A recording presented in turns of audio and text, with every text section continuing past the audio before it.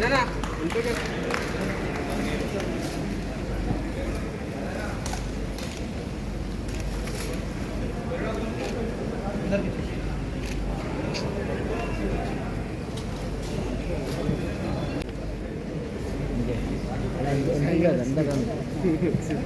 ఒకసారి అందరు స్టడీగా పట్టుకోండి. ఓకేనా కొంచెం వెనుకకు రా అన్న.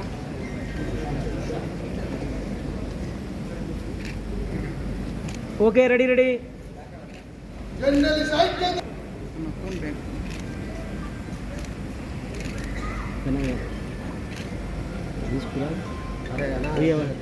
నెక్స్ట్ ముఖ్య అతిథులను సన్మానించుకునే కార్యక్రమం ఒక 5 minutes అయిపోతుంది. ముందుగా ఎమ్మెల్యే గారిని జర్నలిస్టులు కిషోర్ యూనిట్ ఉంటే ఎవరని ఇస్తారు, ఏదైనా అవసరం ఉంటే వచ్చి పనిచేస్తారు. మీరే 3-4 అంటే బ్రేక్ అయిపోతే మీకే కష్టమవుతుందని చెప్పి మళ్ళీ ఒక్కసారి అది కాకుండా చూసుకోవాలని చెప్పి కోరుకుంటున్నాను.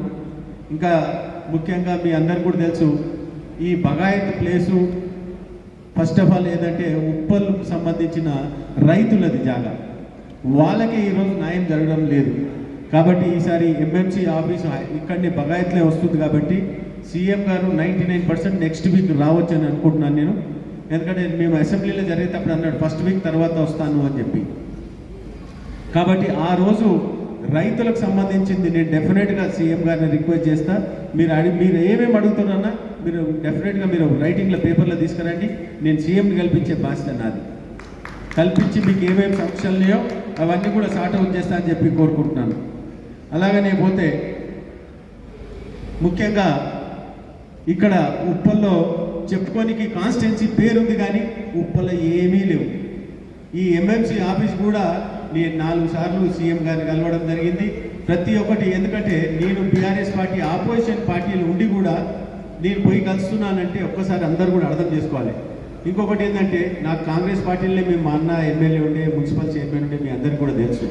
నేను ఆ పాత రిలేషన్స్ పెట్టుకొని నేను ఈ రోజు కూడా పనిచేయడం జరుగుతూ ఉంది. ఈ ఎంఎంసీ ఆఫీస్ కూడా తేవడము ఉప్పల్కి ఒక గొప్ప పేరు వస్తుందనే ఉద్దేశంతో వీటికి తేవడం జరిగింది. నేను రిక్వెస్ట్ చేసి సరే ఎవరు చెప్పుకున్నా నాకేం బాధ లేదు, ఎవరైనా ఉంటే కూడా చెప్పుకొని నాకేం బాధ లేదు. కాబట్టి అదొకటే కాకుండా ఉప్పల్లో నల్ల చెరువు, అట్లే పోతే రామంతపూర్లో పెద్ద చెరువు, కాపురాలో ఉప్పల్ కాపురా లేకు అదొకటి, హెచ్ఎంటీ నగర్ చెరువు, వీటికి కూడా 150 కోట్లు సుమారు శాంక్షన్ చెప్పడం జరిగింది. ఇవ్వాల్సిన అవసరం ఉంది. అందులో భాగంగా చాలా ఏళ్ల సంది మేము ఉప్పల్ పరిసర ప్రాంతాల్లోని వార్తలను కవరేజ్ చేస్తూ అనేక సమస్యల మీద మేము పరిష్కారాన్ని కృషి చేశాము. దాంట్లో భాగంగా ఎలక్ట్రానిక్ అండ్ ప్రింట్ మీడియా ఇవాళ మనం కమిటీ చేసుకొని ఈ కమిటీ ప్లాట్ఫామ్ మీద ముందుకు వెళ్తా ఉన్నాం. దానికి మీ అందరూ కూడా ప్రతి ఒక్కరూ ప్రతి రాజకీయ పార్టీ ప్రజలు అందరికీ ఉన్నారు కాబట్టి అందరికీ దయచేసి వినవించుకుంటున్నాం. దయచేసి మా క్లబ్కి సహాయ సహకారాలు అందించి మా సమస్యల పరిష్కారానికి కృషి చేయాలని పిలుపునిస్తున్నాం. అందరికీ ధన్యవాదాలు. Thank you. నమస్తే. సంతోష్ గారు నమస్తే.